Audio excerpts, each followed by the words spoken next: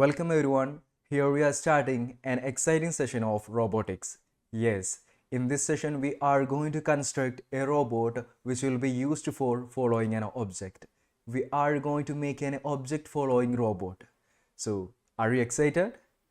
Then get ready. We are going to build an object following robot using our robotic kit.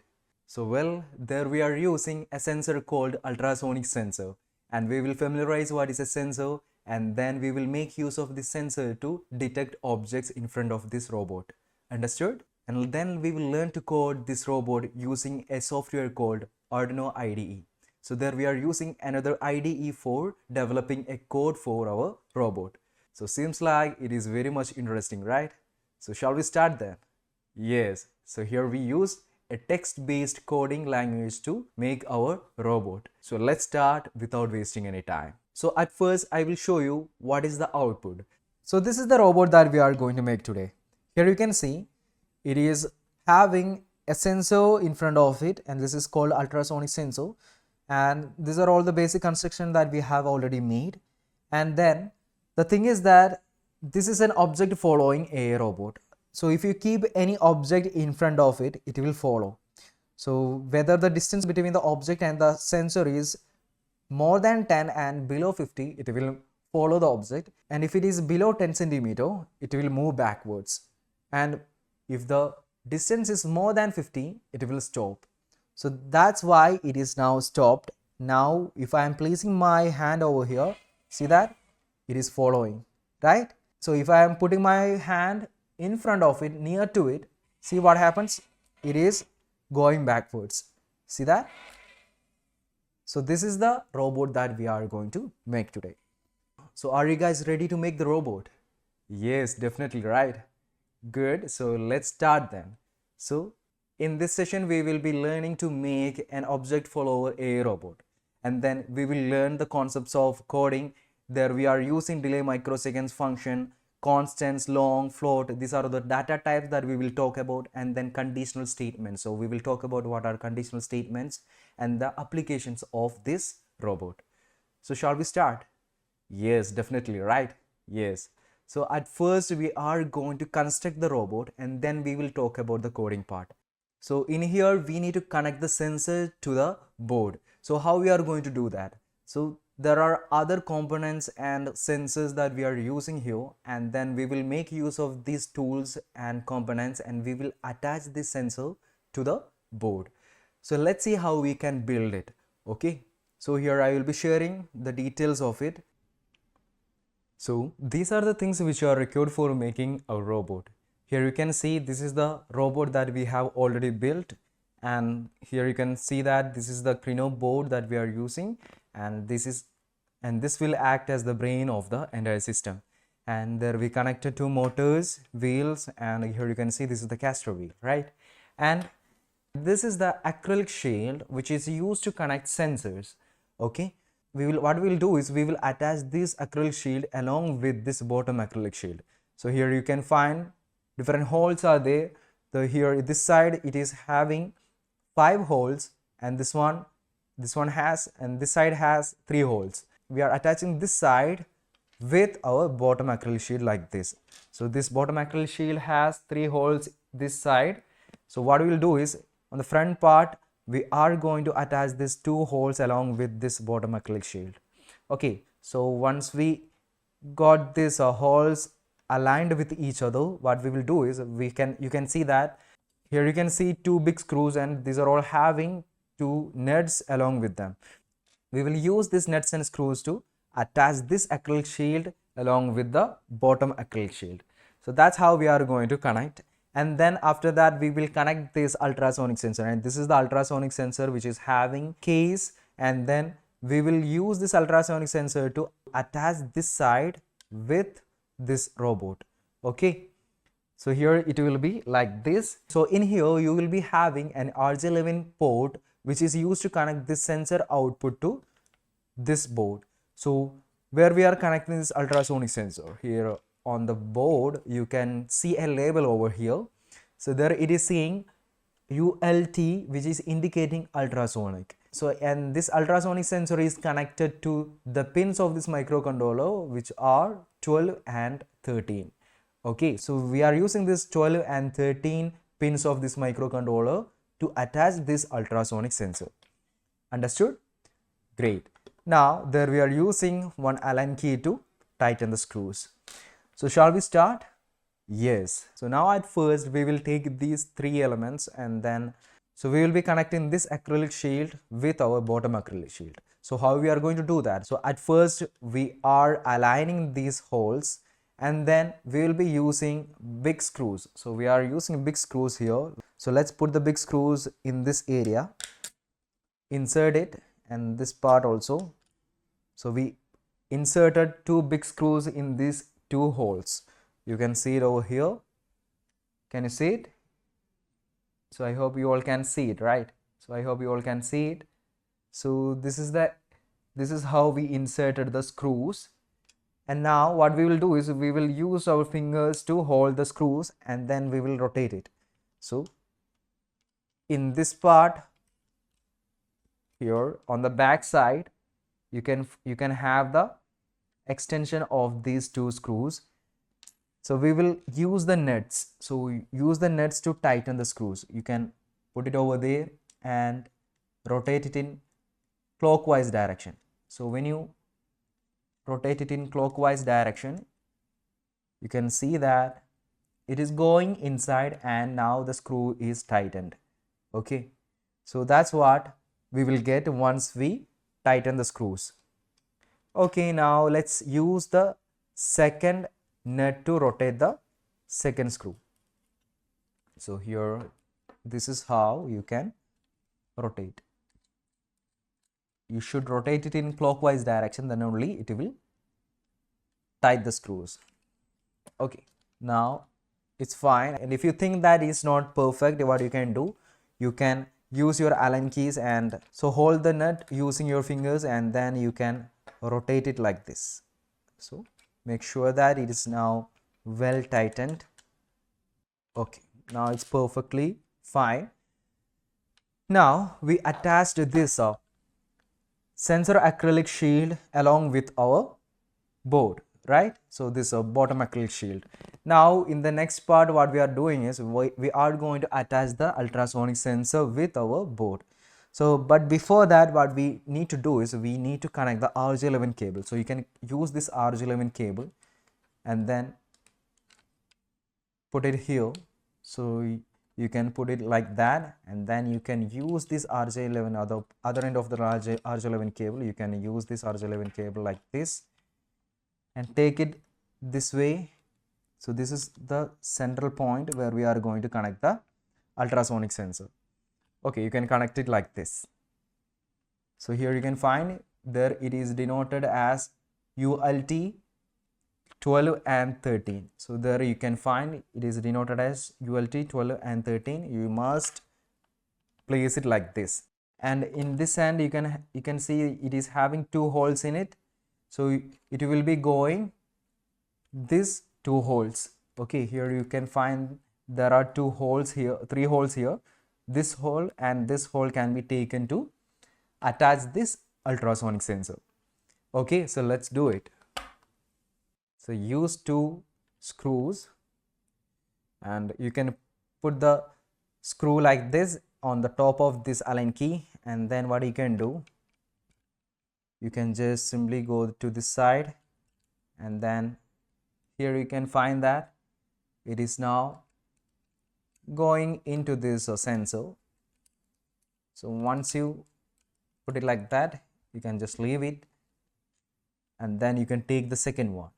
So once you've done that, you can take the next one and you can attach the second screw and make sure that it is going into the hole. Okay, so see here, this is how I am inserting, and then it is going this side. So you must ensure that it is going to the hole itself. Okay, so this is how you can attach the sensor with our sensor acrylic shield. So make sure that it is now tightened. It's perfectly okay right now. Now this is what it looks like. It seems like it is having two eyes, right? Yes. So this is what we have made, and we will use this robot to follow an object when an object in front of it.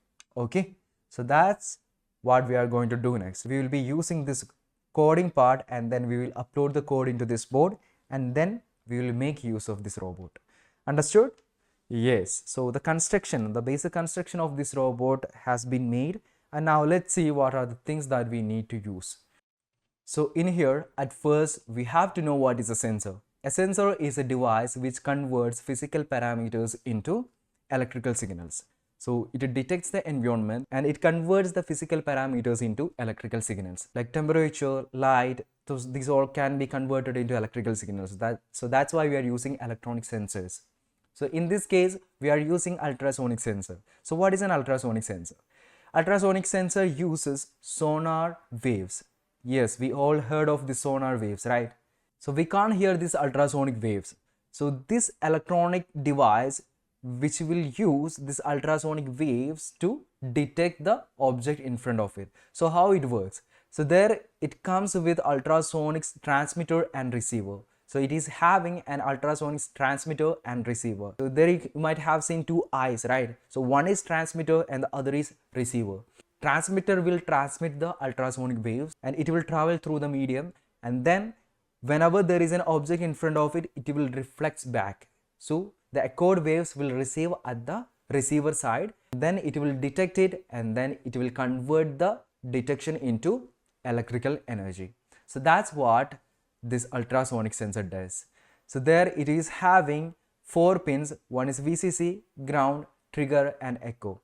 So VCC and ground are normally used to connect the power pins. Like we are using positive and negative voltages, right? So when you want to work with an electronic device, there it needs positive and negative voltage like ground and VCC. So we are providing this energy to power up the device. And then other 2 pins are trigger and echo. So this trigger and echo pins are used to transmit the ultrasonic waves, and we have to receive it, right? So then we are using echo pin to receive the electrical signals. So here we are using this trigger pin to send the electrical signal. So when we are using or when we are giving electrical signals to this trigger pin, it will use this electrical signals to send the ultrasonic waves. So once the ultrasonic waves are transmitted, it will reflect back whenever there is an object, and then on the receiver's end it will receive the signal, and the signal will be converted into electrical energy, and then it will be reflected to this echo pin. So that's why we have 4 pins of this ultrasonic sensor. Understood?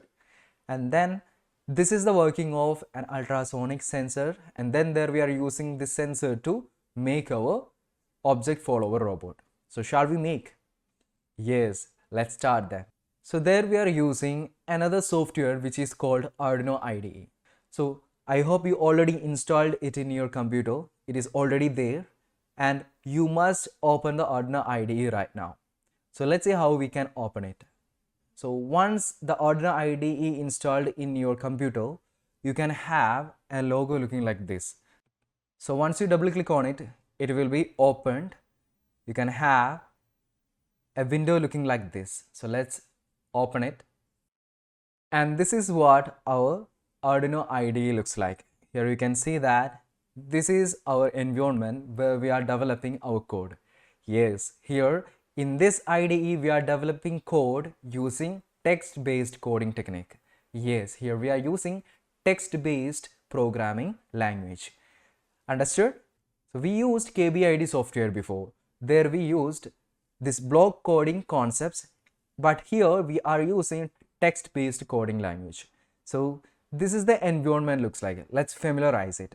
So here you can see these are the void loop and void setup function. We already talked about what is setup and void loop, right? So whatever the instruction inside of this setup function, it will execute for once. So after that it will get into this loop of function, and whatever the instructions or the statements that we are giving inside of this loop of function, it will execute it repeatedly, right? Continuously it will execute the instructions. So that's what void setup and void loop. So whenever you want to create a new file in this Arduino IDE, you can go to this file option and then you can click onto this new option. So everything, every file in this Arduino IDE is called a sketch.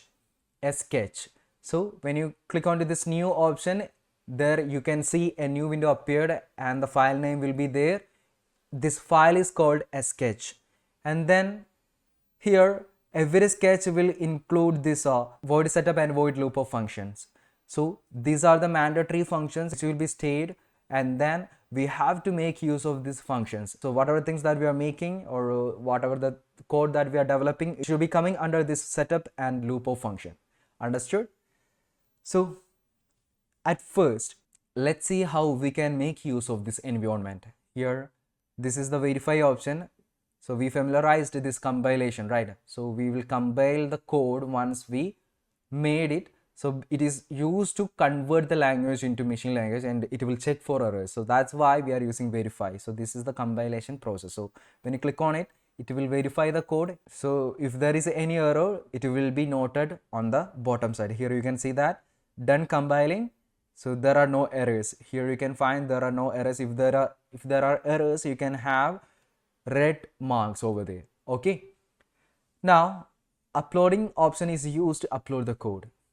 So what we are going to do at first, so let's blink the LEDs on the board. Okay, so at first we are going to blink the LEDs on the board. So how we are going to develop the code? So here you can see that I'm entering, so I'm going to delete this segment. So these are all comments.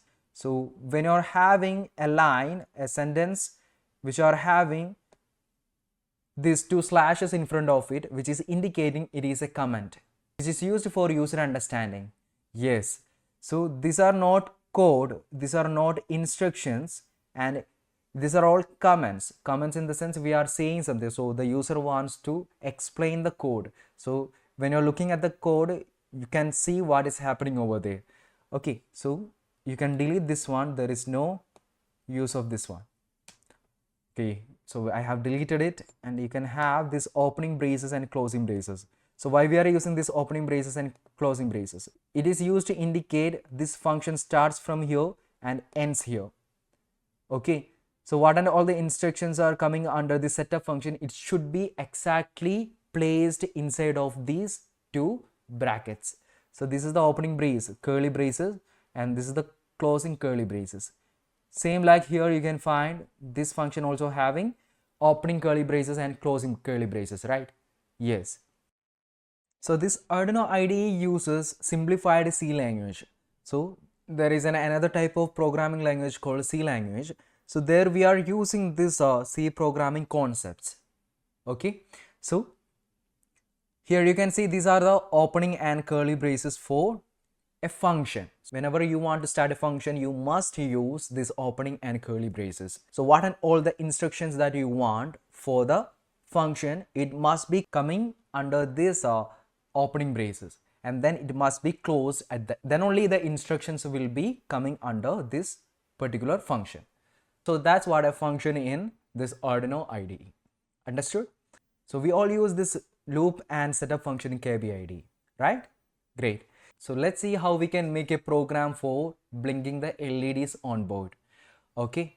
So here we are using 25, 26, 19 and 15 pins of the Krino board. So let's see how we can turn on a single LED in the board. Let's see how we can make that. So let's make use of the 25th pin. Okay, so we are using 25th pin LED.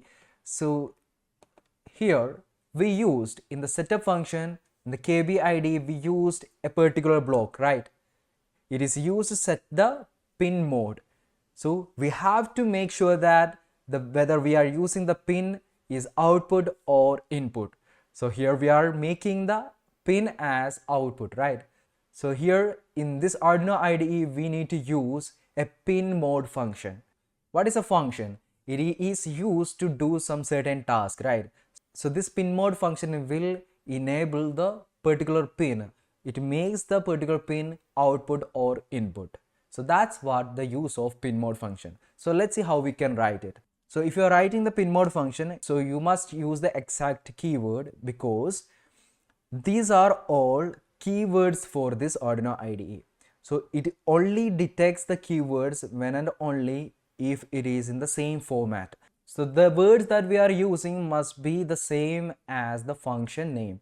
So this pin should be in small letters and the M should be in capital and the other letters should be in small. So you can see that there is a change in color. Can you see that? Yes, right. So I will zoom a little bit. Now you can find it, right? Okay, so this is pin mode, and then you must use these brackets. Every function has brackets. So these brackets are used for returning the values as arguments. So here pin mode function that we are using, and here the arguments are, so let's use the pin number 25, and then we have to set the pin number as output or input. Use a comma. So once you use a comma over there, you can use the word output, semicolon. So in C programming, every instructions ends with semicolon. Pin mode 25 comma output, which is indicating now we are setting the pin number 25 mode as output. So now the 25th pin of this microcontroller or this board can be used as an output pin. Understood? So I hope you all taken this Arduino IDE and you have taken a new file, a new sketch in Arduino IDE, and then in this setup function you have to write pin mode 25 output. Please do it. So once you've done that, what we are going to do next is we are going to make use of this void loop. So let's use this void loop. So in this void loop function, we are going to use another function which is called digital write. So here we are using a digital pin of this board. So there we need to write digital write. So this is a function, so it must be digital. So here you notice that there are some errors in it, digital. Now the color has been changed, which is indicating the IDE starts to identify the keyword that we have put. In the digital write, you can see the W is in capital, and then inside of this digital write, you have to type the pin number and then what is the value. Is it high or low? So here you are giving 25 comma high. So at first it must be high, and then for 1 second it should turn on, and then in the next 1 second it should turn off. So that's what we are going to make, an LED blinking circuit using the 25th pin of our Krino board. Understood? So let's make the changes over here. So let's use the text-based coding method to make the LED blinking program. So once you write this digital write 25 as high, now we need to turn it off. So how we can do that? Yes, you must use digital write.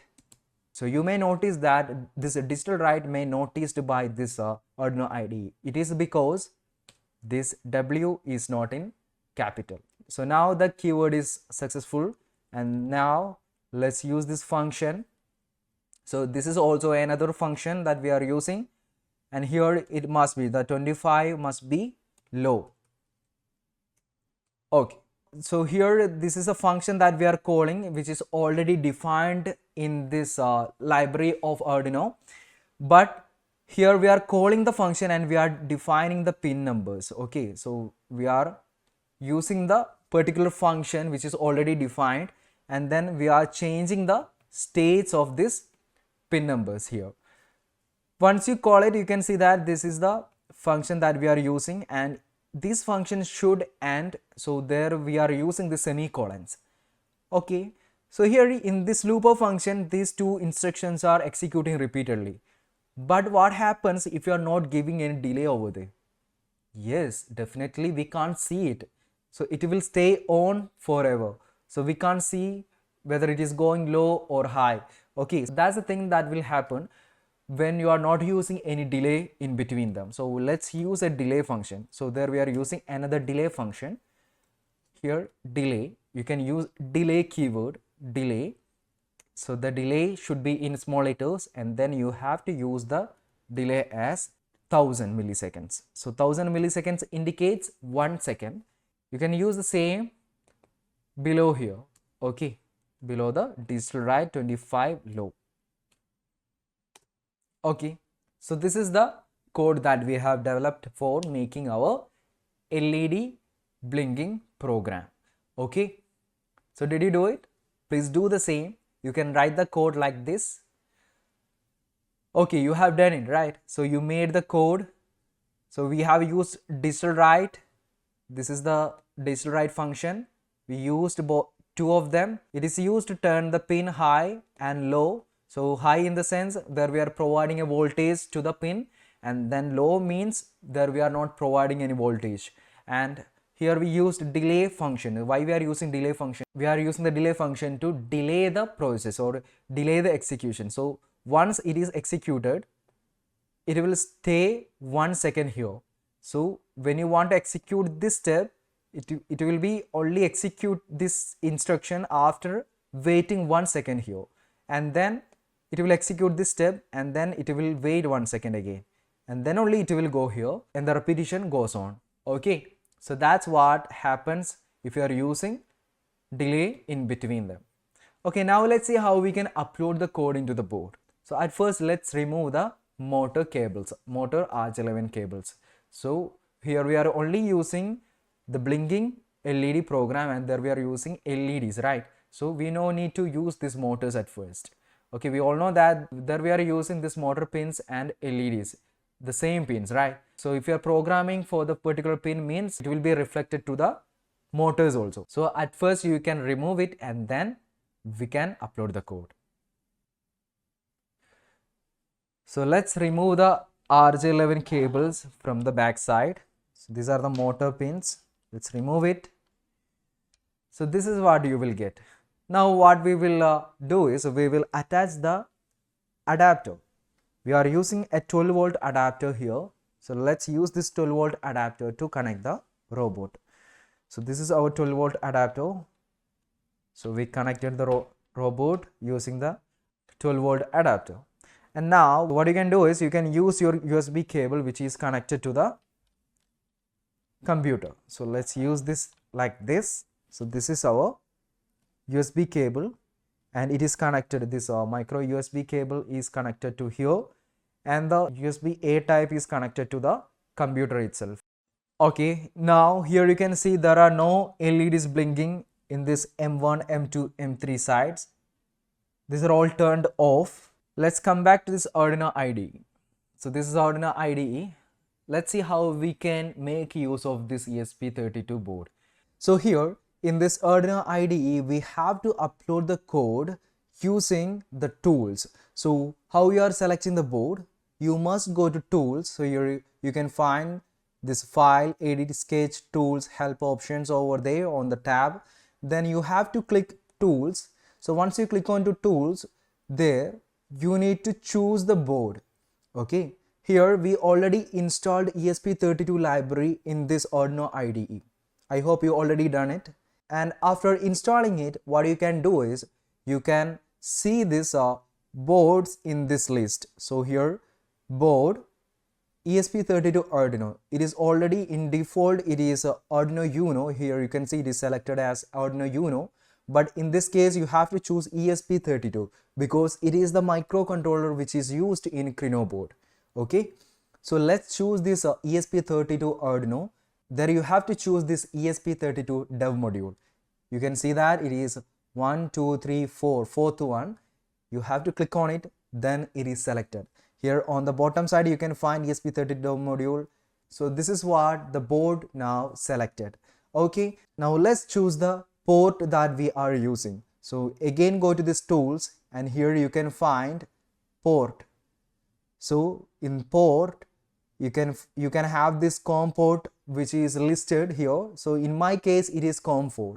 So if there are many ports listing in this particular area, what you have to do, you must remove the USB cable and check whatever the COM port is disabling, and then you can ensure that which is the port number that we are using. Okay, now in my case it is only COM4, and now let's use this COM4. We have already connected our Krino board with our computer, right? So then we can get this comport right away. Now let's upload the code. So but before that we have to verify it. So for verifying it, you can use this verify tool. Click onto that. So once you click onto that, it will ask for you to save this file. So you can save it anywhere. You can save it anywhere in your computer. So in the local drive you can save. So I'm using this desktop, and there I'm creating this a new folder, Arduino files. So let's make it capital. Okay. Then I'm saving it over there. Here you can give the name for this sketch as object follower. So object follower. Okay, now let's save it. Now here you can see that the name of this particular sketch is object follower. Can you see it? Yes, you can see it, right? Great. So now let's see what happens if we click the compilation tool. So now this is the verify tool. Here you can see that the compilation is ongoing. It's now compiling the sketch, and it will check for errors, and if there are any errors in it, it will give it to you. So here you can see that that is saying done compiling, which is stating there are no errors, and now we can upload the code. So in the next step, we are going to upload the code using this uploading tool. Click onto that. So once you click onto that, you can see again the sketch is compiling, and it will check for errors. So in this step, here you can find that now the uploading has been started. If it is not uploading, you have to ensure that this particular switch is now turned on. Then only you can upload the sketch. Okay, if you not turned on this switch, what happens? The code won't upload to this board. Okay, it must be always in this on position.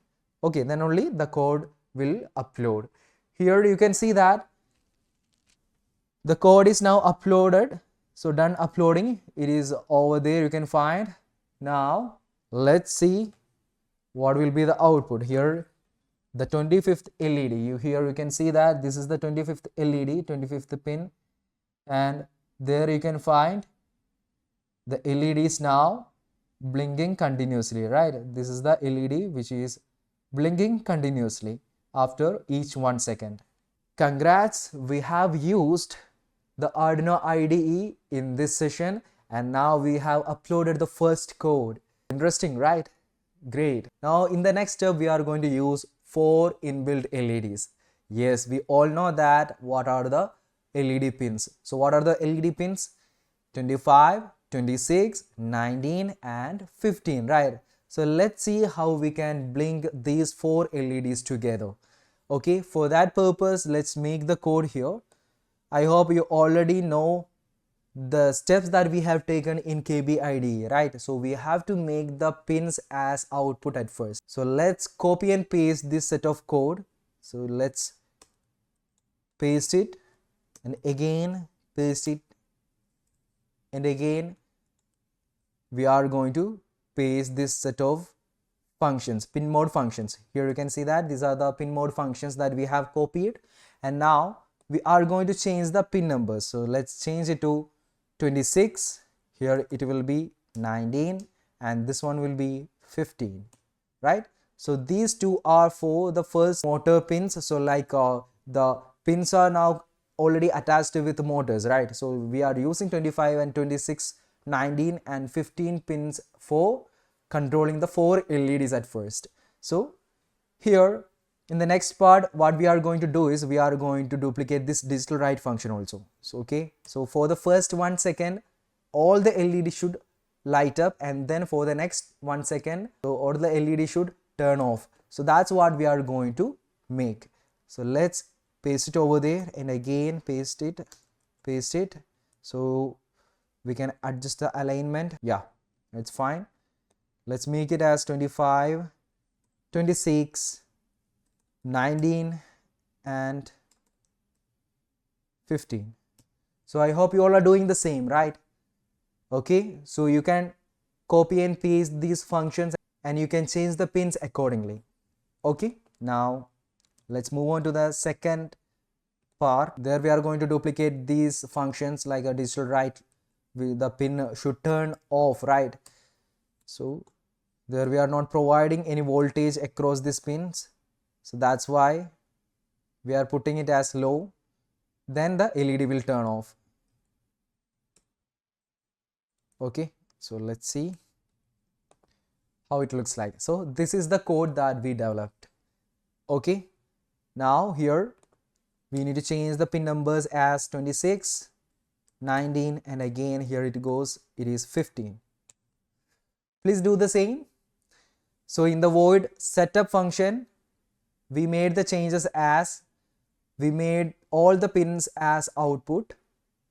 Now in the next step in the void loop, this is the continuous process, and here, so we are giving a high voltage to these 4 pins for 1 second, and then we are turning off the voltage. So we are not giving the voltage to these terminals, these pins, for 1 second. So after that it will be like, for 1 second the LED will be turned on, and the next 1 second it will be turned off. So that's what an LED lighting circuit or LED blinking circuit, right? So that's what we are going to make.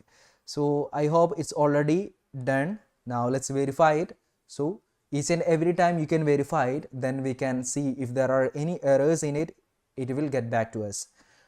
Okay, now the compilation has been done. It's done compiling, there are no errors in it. Now let's upload the code. Upload the code, and you must ensure that this switch is turned on. Now it is turned on. Now the uploading starts. Yes, now the code is uploaded to the board. Here you can see that the LED pins, so here 25, 26, 19 and 15 are turned on for 1 second and turned off for 1 second. See, the LEDs are blinking, right? So did you get the same? So you got the same, right? Wonderful. So now let's see what we can do next. Here we have used these 4 pins, right? And now we know why we are using these 4 pins. Yes, it is used to control the motors. We all know that 25 and 26 are used for the left motor, and 19 and 15 pins are used for the second motor, right? Are you remembering? Yes. So we are using these pins for controlling 2 motors, right? So let's control the motors using these pins. So we already know that when it comes to a motor, we need to give different polarities in 2 terminals. So if you are using one motor, it has 2 terminals, right? So if you are giving one positive voltage to one terminal, the one has to be different. Okay, the other has to be different. Like if you are giving a positive voltage to one terminal, the other terminal should get a negative voltage, then only the motor will run. If the same voltages are coming on both sides, the motor won't work. Okay, so you have to keep it in mind that. So let's change it accordingly. Here we have put, so here in this coding part you can see we have put this 25 and 26 as high, which is indicating the both pins are now getting high voltages. So let's change it over there. So what we can do is we can change it like here, it will be low. So if you want to turn off a particular pin, so if you don't want to give a positive voltage to a particular pin, what you can do is you can turn it low. Okay, you can make it low, then it will be a 0 voltage. So there we are not providing any voltage to that particular pin. So digital write 25 high, 26 low. So now it is 2 polarities on 2 terminals. And now 19 and 15 are used for second motor, and here we are changing it as high, low. So now both motors will work. So it will be moving forward. So what we are going to make is the motor will move forward for 1 second and it will come back for 1 second. So that's the program that we are going to make. So let's make it like that. So if you want to move the robot backwards, what you can do is you can make it low here. So because we already gave this high, so it will move forward, and we need to make it just opposite to another one. So here it should high, it should be high, and in the same way this will be high. So here in this case, for the first 1 second it will be high and low, and for the next 1 second it will be low and high, which is indicating now it will be in backwards. So the polarities are changed and the motor will work just opposite manner. Okay, now the code is all set. Now upload this code to our robot. Let's see what happens if we upload the code. Okay, now use this tool and make sure that the COM board is selected. It's already selected. Now let's upload the code. So we haven't connected the motor yet because we have to upload the code at first, and then we will use the RJ11 cables to connect the motors with our board. Okay, so here you can see that now the code is uploading. Now it's uploaded, right? Yes. Now I will show you the robot. So this is what is happening here. You can see alternative LEDs are blinking right now, which is indicating it is having different polarities in each second. Okay, now let's see what happens if we connect the motors. So I am going to turn off the switch here. So I am going to turn off the switch. So like this. So now the board is not getting the power to work. So let's connect these motors. So let's connect this left motor here and the right motor here.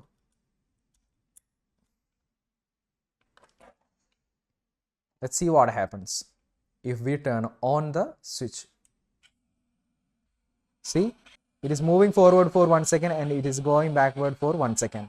See, now this is how we can make use of the pins in Arduino IDE. So did you get the same? Did you do the same? So your robot is working fine, right? Very good. Very good, children. So this is how we are going to make use of this Arduino IDE with our robot. Okay, so this is what text coding, and then there we are using different functions in it. We will learn different coding concepts in it while the session goes on. Okay, so in the next step, we are going to interface the ultrasonic sensor. Okay, but before that, we have to familiarize what is serial monitor. So in the next step, we are going to familiarize what is a serial monitor and what is the use of serial monitor. So at first, we have to talk about what is serial communication. So serial communication is a communication in between devices. Okay, so here we are uploading the code using our computer, and we are uploading the code using a USB cable, right? So USB refers to Universal Serial Bus, which is indicating there is a communication is happening. So normally serial communication refers to, this is a protocol where there are some rules and regulations. So here consider an example. If I want to talk with somebody and he is putting some rules and regulations to communicate with him. So if you say that you must use this type of language to communicate with him, so that's a regulation, right? So I have to use the same language. Okay, so that's how the serial communication works. So if you want to communicate with other devices, so this is the board that is communicating. So Crino board is the board which is communicating with other external devices. So if you want to communicate, or if you want this robot to communicate with other devices, you must use a communication protocol which is called serial communication. So that's how we are sending data to this board, and we are receiving the data from the board. Here the communication devices are our computer and the board. So if you want to make use of the board, and if you want to see whether data is transmitting or not, like other things are there, right? So if you want to ensure that this robot is working fine or not, you can have the serial communication and you can monitor the values using this serial monitor over here. Let's see how we can make use of this serial communication. So for that purpose, what you can do, you can make use of a function which is called serial dot begin. So it should be serial dot begin. So it must come under this setup function. So here we are using serial dot begin of function. There we are giving a particular value which is 9600. It is called baud rate, where it is saying the number of bits are transferring per second. Okay, so here when we are choosing this 9600, It is the default rate. So you can use this 9600 baud rate to transfer the data in between these two devices. Okay, so that's what serial.begin. So if you want to use this communication, serial communication, if you want to start a serial communication, you must use this serial.begin option. Okay, so at first we have given the serial.begin function over there, and then so in the next step we are going to print some value in the serial monitor. So for the first 1 second the motor starts to move forward, right? If I want this Crino board to respond to me as forward, and it should be printed in the serial monitor. So while moving forward, it should be printed in the serial monitor as forward, and if it is coming backward, it should be printed as backward. Okay, so let's see how to do that. So here we are using serial. So while writing serial, you must use S as capital. Okay, serial dot print. So when you are using serial dot print, what you're doing is you are printing or you're writing some values to the external devices. Okay, so here you must use inverted commas or double inverted commas.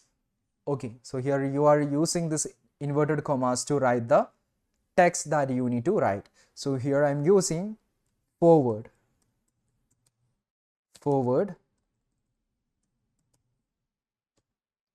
So here see that. So we wrote forward in this particular parenthesis, and then we are going to complete the instruction using the semicolon. Okay, serial print forward. Now let's use the same set of function and then put it after this delay, after the first delay, and then it must be backward, right? So you must write it as backward. So the first one is forward and the second one is backward.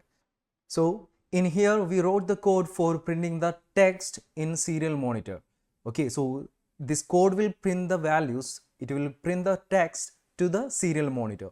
So we will see what happens if we upload the code. Okay, so we will upload the code right now and we will see the output in serial monitor. Okay, are you ready for that? So shall we upload the code? Great. So let's use this uploading option. So let's use this uploading option. Here you can see that. Here I'm going to upload the code. Now before that you must select the COM port. So here I'm using this COM4 for my robot, and then ensure that this ESP32 dev module, the board is selected right now. And now once it is all set, we can upload the code. Yes. So let's use this upload tool. Click upload and ensure that the switch on the board is now turned on. So ensure that it is now turned on. Now it is uploading the code into the board. So let's see what happens. Yes, of course, our robot is moving like this. See, here you can see that our robot is moving like this.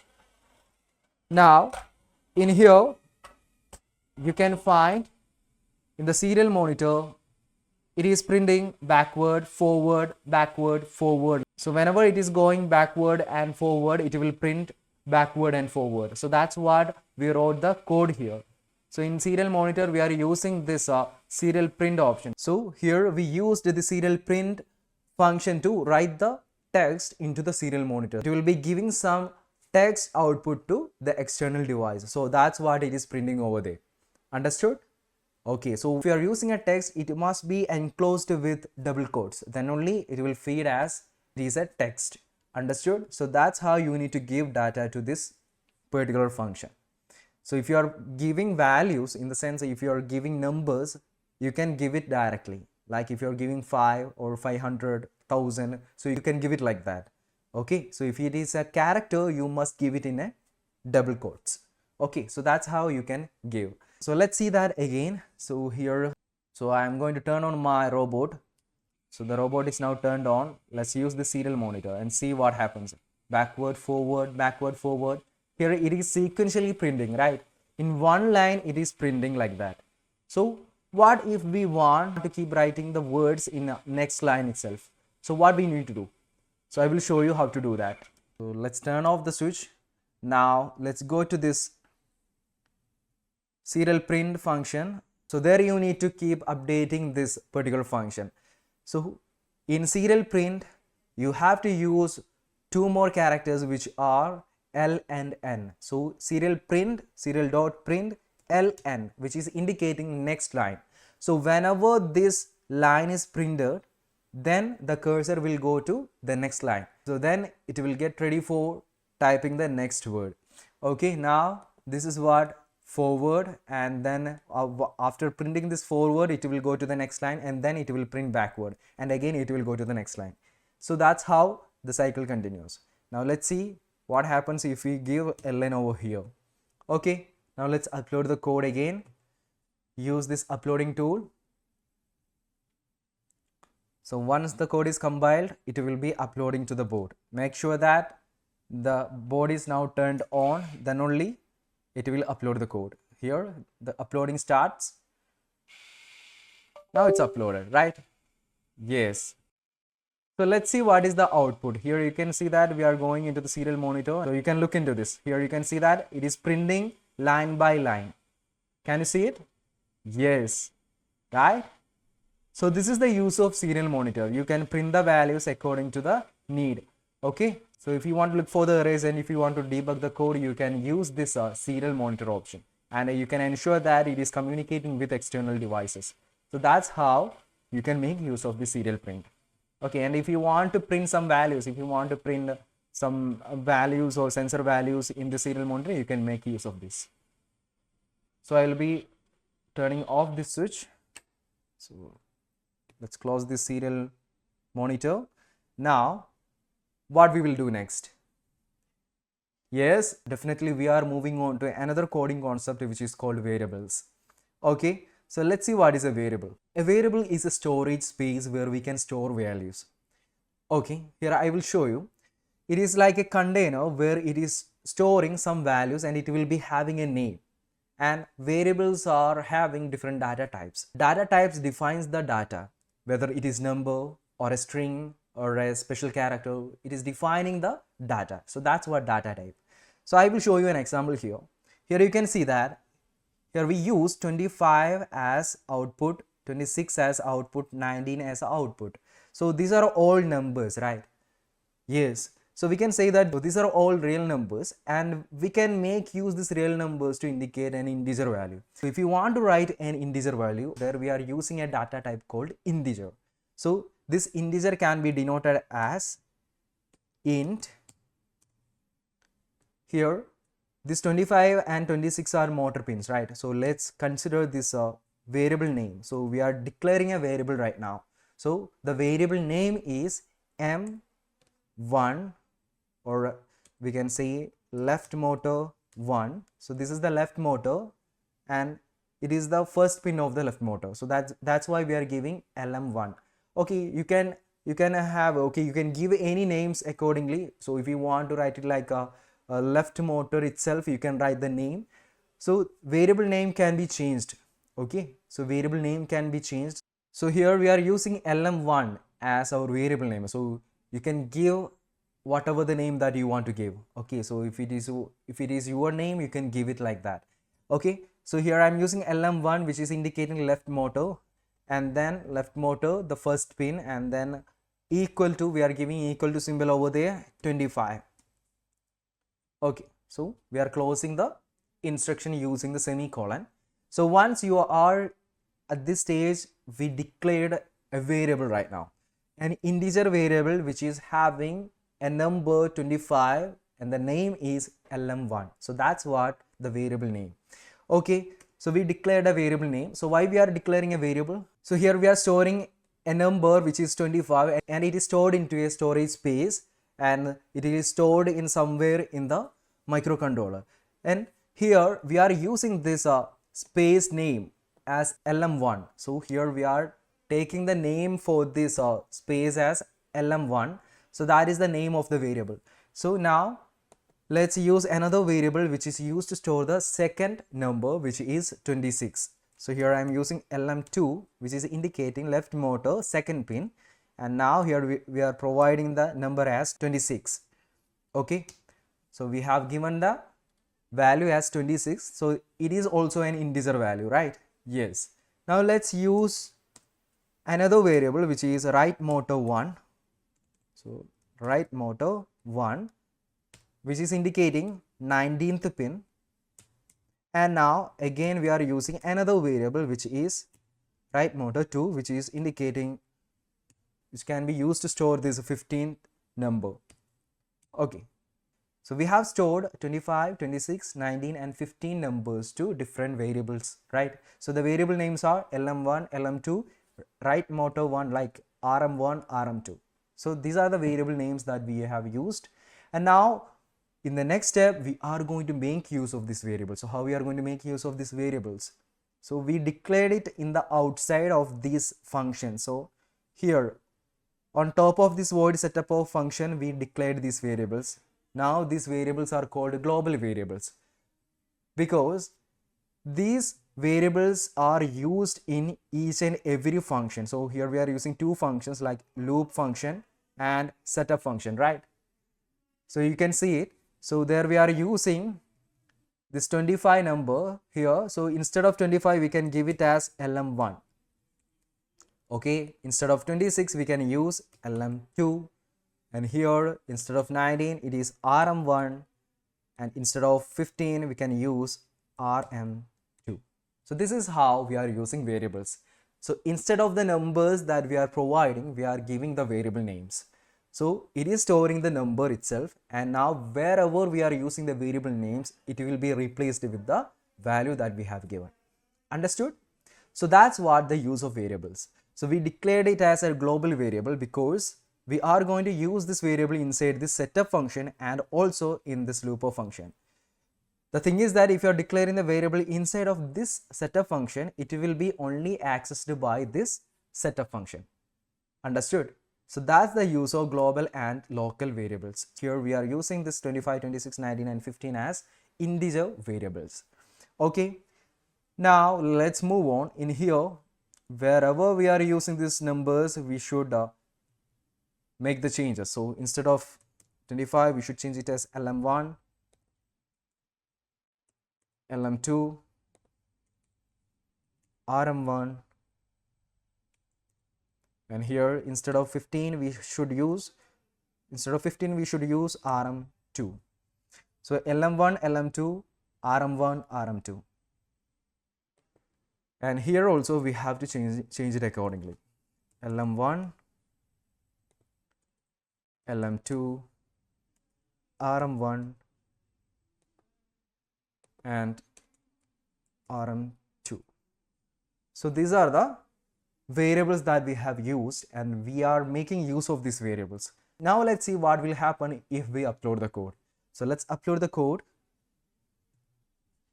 So there are no changes, there are no other changes that we have made. We only changed the variable names. So we are using the variable now. We declared the variables on top of this setup function. Now we need to turn on the switch of this robot. Now the code is uploading. And now here you can see that the serial monitor, it's working, right? It is same as before. And now when you are looking at this robot, you can see that it is working as the same. So now here you can see that it is going backward and forward, right? So after 1 second, it will be moving forward and backward. So this is what the output. So we have used the variables instead of the numbers, right? So I hope you already got the same as mine. So we got it in the serial monitor and we use these variables, right? But in the next case, here we are going to make use of the ultrasonic sensor. Yes. So this is the code for it. And this code can be available in your supporting material. You can find it over there. Okay. In here we are using different variables. Here you can see that it is a constant integer variable which is named as trick pin, which is indicating. So we are using these pin numbers for this ultrasonic sensor as 12 and 13, right? So I hope you are remembering it, right? Yes. So I will show you. So this is our ultrasonic sensor, and it is now connected to this end. Here you can see that it is denoted as, it is labeled as 12 and 13. So you can see ULT over there, which is indicating ultrasonic sensor. So these are the pins, and now these are the pins that we are using to interact with our microcontroller board. Okay. Now here you can see this will be the output that we will get. So once you open the serial monitor, so there you can see here it is printing the distance. Okay, so it is printing the distance between objects. So whenever I am using my hand, so here I am using my hand, see that when it is near to this sensor, it is now detecting 5, 12, like that it goes, right? See that it is reducing the measurement, and now it is detecting the object in front of it. So now it is far, it is around 26 centimeter away, 30 centimeter away. It is now like it goes, right? So here, this is the use of this ultrasonic sensor. So now we know how the ultrasonic sensor works, right? Yes. So let's close this and we will go through the code. So I will explain the code here. So at first, in here we are going to make the variables. So we are declaring the variables as trig pin 12 and echo pin 13. So we are using 12 and 13 pins of this microcontroller board. So that's why we are using it as 12 and 13. So we are connecting this trigger pin of this ultrasonic sensor to the 12th pin of microcontroller, this Crino board. And here in this part, this echo pin is 13. So why we are using this const here? Const indicate constant. So once the value is declared, it won't change. So that's the use of constant variables. So while declaring the variable, if you are using a constant before that, the value will not change. Okay, so that's the use of constant variables. In here, when you are going through the program, there we are using trig pin and echo pin in each and every function. So there it is not changing its pin numbers. So that's why we are using it as constant variables. Understood? Great. Now here you can find this is a macros. So these are all predefined. So here you can define a particular variable which is a constant one. So here it is indicating speed of sound, which is 0.034 centimeter per microseconds.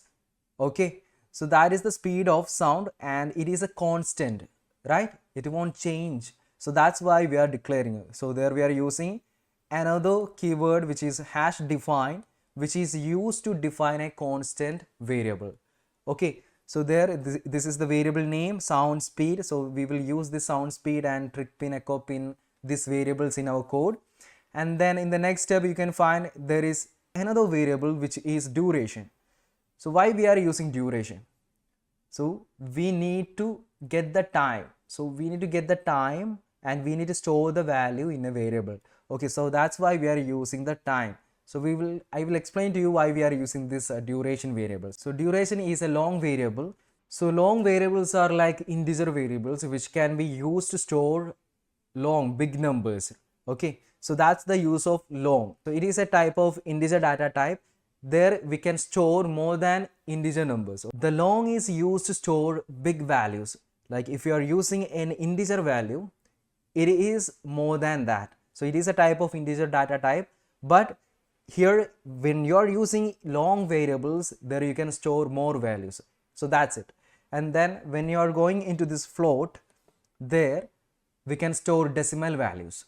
Decimal values in the sense you can store these point values using float variables. So that's why we are declaring duration and distance centimeter. Okay, so these are all variable names that we are giving. So if you want to change the variable name, you can change it accordingly. Understood? Yes. So these are the variables which are declared at first. These are all the global variables that we are going to use in our program. So now let's see how we are going to make use of the ultrasonic sensor. Okay, so in here at first we are going to start the serial.begin, which is a communication, serial communication, right? So we already know that if this board wants to communicate with other external devices, we have to use the serial communication. Here this is a USB communication, and then there we need to start the communication. Okay, so that's why we are using serial.begin function, and there you have to provide this baud rate as 9600. So you can leave it as 9600, and if you are using 9600, you must use the baud rate here. So here you have to choose the baud rate 9600 as it is. Okay, so and if you are using 11500, you have to use the same here. Okay, then only it will be printed in the serial monitor. Okay, now that's what serial.begin, and now let's see what is this pin mode. So this pin mode function is used to set a particular pin output or input, right? So here we are setting the trigger pin. So here the trigger pin is 12, and now here it is set as output. So why we are using this trigger pin as output? It is because we are providing an electrical signal to that particular pin, trigger pin of this ultrasonic sensor, right? Then only it will start to transmit the ultrasonic waves, right? So that's why we are setting the trigger pin as output. And then why we are giving this echo pin? So this is the echo pin, which is 13. Why we are setting this 13th pin as input? Because these ultrasonic waves are transmitting and then it will echo back, right? So it will receive at the receiver, and then the receiver will send an electrical pulse to the echo pin. So that's how we will get the output from the ultrasonic sensor. So that's why we are setting the echo pin as input pin. So we are taking the data from, or we are taking the electrical signals from this ultrasonic sensor through this echo pin. So that's why we are setting it as input, right? So you are getting my point, right? Great. Now let's go to the loop functions. So these are all the things which come under the setup function, and now let's go to this void loop. So here in this void loop, so here we are clearing the trigger pin at first. It is because we don't need to give any noise values. So that's why we are clearing the trigger pin. So once it is cleared, we will wait for 2 microseconds. Here you should notice that previously we used only delay. Okay, delay function. Here we are using delay microseconds. If you are using delay, there we are having milliseconds range. So when you are using microseconds, delay microseconds function, there we will have delay microseconds range. So we will get 2 microseconds here. So for the first 2 microseconds, it will be turned off. This trigger pin will be turned off, and then in the next 10 microseconds, here you can see, for the next 10 microseconds, we are setting the trigger pin high. So why we are setting this trigger pin for 10 microseconds? Here, when we set this trigger pin high for 10 microseconds, it will send an ultrasonic wave. So this is the transmitter, right? So we already talked about the transmitter and receiver in the ultrasonic sensor. So the transmitter will send 8 cycles of ultrasonic waves. Okay, so that's the use of this trigger pin. So when you set this trigger pin as high for 10 microseconds range, it will send 8 cycles of ultrasonic waves. So once it is sent, we will be setting the trigger pin as low. So the ultrasonic waves are now sent, and now what we will do next? In the next part, the next step, what we will do is, so here we are using a variable called duration, and it is used to store some long values, which is indicating it will store integer values here. So now pulse in function, you can see that this is the pulse in function. There we are using this function, and what it will do is it will convert these signals. So we are looking onto this echoed pin, and so we are setting the pin as high, and it will receive the signal. Okay, so the echoed pulses will come to this receiver's end of this ultrasonic sensor, and then this echo pin start to send a signal to 13th pin, right? So the pulse in value will get the values, so the electrical signals can be converted, and it will be in time. So we will get the time here. So once we get the time, so the duration, so we will get the time here. So the duration, which is indicating the sound is traveling, right? So the sound is traveling from the transmitter end to the object, and then it will travel back. So it will travel from the transmitter side, and then it will go to the object, and once it is collided with the object, it will reflect back, and this transmission time will get in this duration variable. So once we get this duration variable, what we will do is we will do some calculations. Okay, so there we are using some operators which are arithmetic operators. This is equivalent to multiplication and this one is equivalent to division. Here you can see that distance in centimeter variable. So this is a float variable. We already talked about float variables, right? It is used to store some decimal values. So here if you are using this point values, you can store these point values in float variables. So here we are using another float variable which is distance centimeter, and then here duration into sound or speed divided by 2. So why we are using sound or speed divided by 2 formula? So there the speed of the sound is traveling and it is coming back, right? It is 2 times traveling, so we only need 1. So that's why we are using by 2 option. So the duration and the sound or speed will be calculated, and then there we are having the distance between the object and the sensor. Okay, so that's how we are getting the distance in this variable. Okay, so once we get the time and the sound or speed, we can get the distance in between the object and the sensor. Understood? And now in the next step we are printing the values. So we don't need to focus on these things because these are all comments. So you can delete it if you don't want. So these are all comments which are not required for coding. So these are the code that we are going to give into our board. And now here you can see that it is printing the distance. So here it is in double quotes, which is indicating it is a string which is used to print the values in the serial monitor. So here it will print this text including this spaces in the serial monitor, and then in the next step it will print the distance. So here we are actually providing the variable name here. So whatever the value comes here, it will print the distance. So it will, there you can see this distance over here. So if you are using this one as integer variable, you can get the exact number over there. There you will not see this decimal values. Okay, so let's see what if we change it. So here if I am using this one as integer variable, so here if I am using this float variable as integer variable, you will get the output as like that. So let's upload the code. Now the code is uploading. See that? Now we can't see the decimal point, right? So this is the difference between float and integer variables. Understood? So that's why we are using float over there. So we can see the exact amount of value. Understood? Fine. So this is how we can calculate the distance using this ultrasonic sensor and Crino board. So we are measuring the distance right now. Now let's make use of the code. So let's see what is the code for object following a robot. So what we will do is, so if any object is in front of it and if the distance between this ultrasonic sensor and the object is like, if you are putting a particular number, what we can do is we can keep following the object.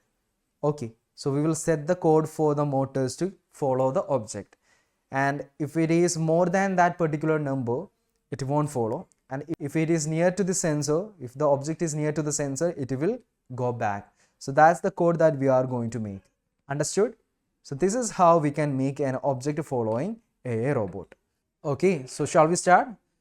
So let's use the code which is available in the supporting material. So I will explain the code right now. So in here, this is the code for our object follower AI robot. So let's see the output here. Here you can find that. So this is the robot that we have made. So whenever it detects any object in front of it, it will follow it. So this is it, and then if it is near to it, what happens? It will move backwards. So this is what is happening. See that? And here you can see that it stops whenever there is no detection, or the object is far away, or there is no near objects. Okay, so that's the thing that we are going to make, the code that we are going to generate. Okay, so let's see how to do that. So here, this code is already available in your supporting material and you can have it. So once you copy and paste it, you can upload it And here I will be explaining the code. So there we are going through the coding concepts. So there we are using another coding concept like if else statements. So we will see that. So it is a control statement, it is a conditional statement that we are using, and it is used to change the flow of the program. So let's see why we are using it. So here these are the variables that we are using. These are the global variables. So once it is declared, it can be accessed by any functions. Okay. So here this is the setup function. They are starting the serial communication. So I will be zooming in a little bit. Okay. So now here pin mode functions. So we are using this pin mode functions to make the particular pin high or low. So we are using this pin mode functions to make the particular pin output or input. So whether if you want to give electrical signals or if you want to take electrical signals, you have to make it as output or input. So here we are giving trigger pin as output and echo pin as input, and we are using this motor pins. Here you can have the motor pins, and there straightly we are using the numbers here. Instead of variables, we are using the numbers 25, 26, 19 and 50. You can see it, right? See, it's very simple. And now when you are in this void loop of function, so this is where the distance we are getting. So here at first we are setting the trigger pin low for reducing the noise, and now delay microseconds. Here digital write trigger pin high for 10 microseconds. So why we are putting it as 10 microseconds? Because it will send 8 cycles of ultrasonic waves, and then we are making it as low, and then we will wait for the echo pin to get the duration or the time period in between it. Okay, so once we got the duration, we can get the distance by applying the mathematical formula, which is duration into sound of speed, and there we are using this divided by 2 for getting the actual distance in between them, or else we will get the twice distance. Okay, now we are in here, we are printing the distance. So this is what we have learned before, and now in the next step you can see there is an if statement we are using. If statement. So if conditions are used to check if a condition is true or false. Whether it is true, it will go inside of this if statement and then it will execute the program, and if the statement is false, it will go out and then it will check the next condition. So that's how if else statements works. Like take an example, if you're having an umbrella with you, you will only take this umbrella when there is rain. So if it is not raining, you won't take the umbrella, so you will skip the part, right? So that's how we are using this if statement. It will check for the condition, and if it is false, it will go out, or else if it is true, what happens is it will go inside of this if statement and it will execute the remaining. Okay, so here we are using this if statement here, and it should be in small letters, and then we are providing parentheses. So this is where we are going to give the condition. So the distance centimeter is the variable that we are having, and we are giving it over there. So we will get the distance. So once we get the distance, we will check the condition. So there we are using comparison operator. So this one is comparison operator, and it is checking for the value whether it is less than 10 or not. Okay, so whether it is less than 10, what will happen? If the value is less than 10, here you can see that there it is printing backward, which is indicating now the distance is very small, so we have to go backwards. So we are providing this digital write and analog write. So we have used digital write before for this 26, and we made it as high. So if you want to move backward, we are providing this digital write 26 as high. So here we are using analog write. So it is somewhat similar to the PWM. So we are using this PWM number, which is 120, which is used to reduce the speed of the motor.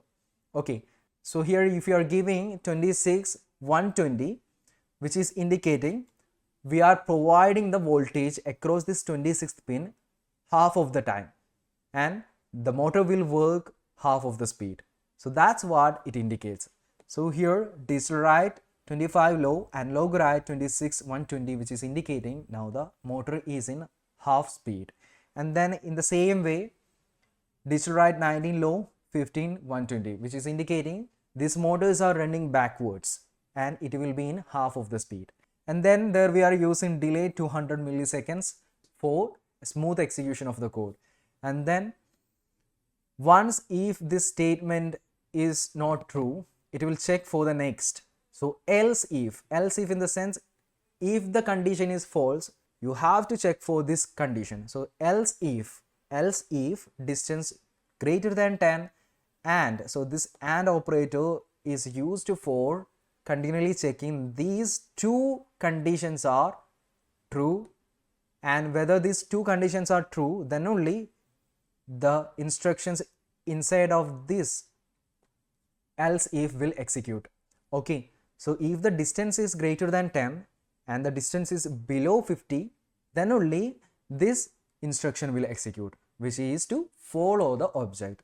So we are keeping the object in between 10 and 50.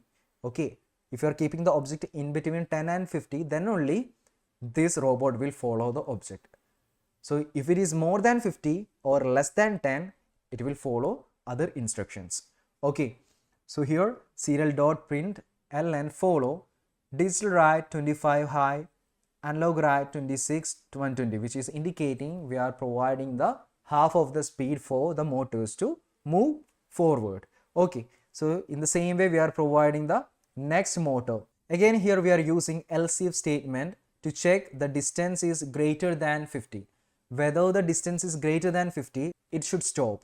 So that's why we are providing serial print as stop, and then digital write 25 as low, 26 0, 19 as low, 15 as 0. So when you are giving these instructions here, it will stop. So if you want to keep the instruction inside else if and if statements, you have to provide this opening curly braces and closing curly braces like the functions that we have used, and you are giving the condition inside of this parenthesis. Okay, so that's the use of this if else if statements. Okay, understood? So I hope you all understood the concept of this if else if statements, right? So did you get it?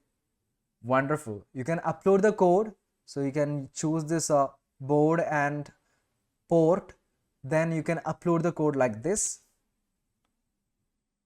So once you upload the code, you will be having a robot which is looking like this. So the code is now started to upload. Here you can see that now the code has been uploaded. Now let's see what is the output. So this is our robot. Now let's see what happens if I put my hand in front of it.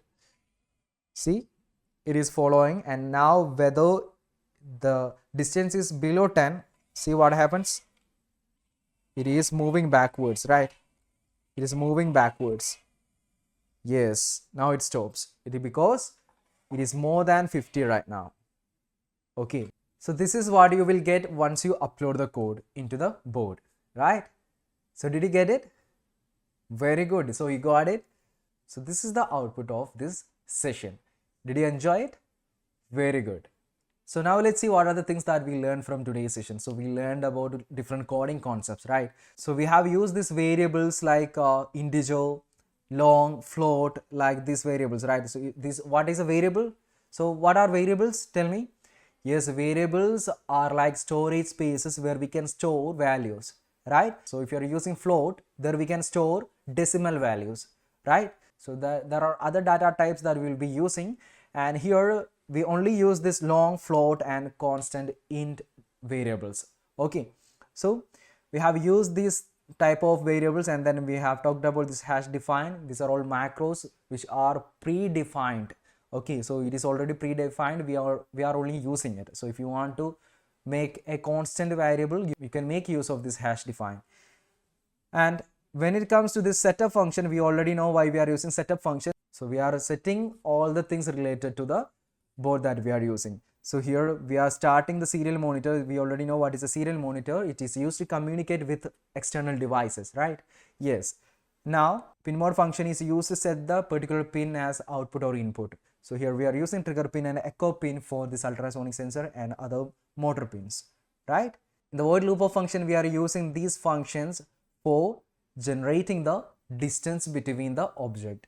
Okay, so here we are measuring the distance, and we are providing this mathematical equation for converting the time into distance, right? Yes. So once we know the duration, we will get the distance by applying the mathematical equation like sound of speed into duration divided by 2. So once we print the distance in the serial monitor, what we will do is we will use this if conditions, right? So why we are using if conditions? Yes, it is to check whether the condition is true or false.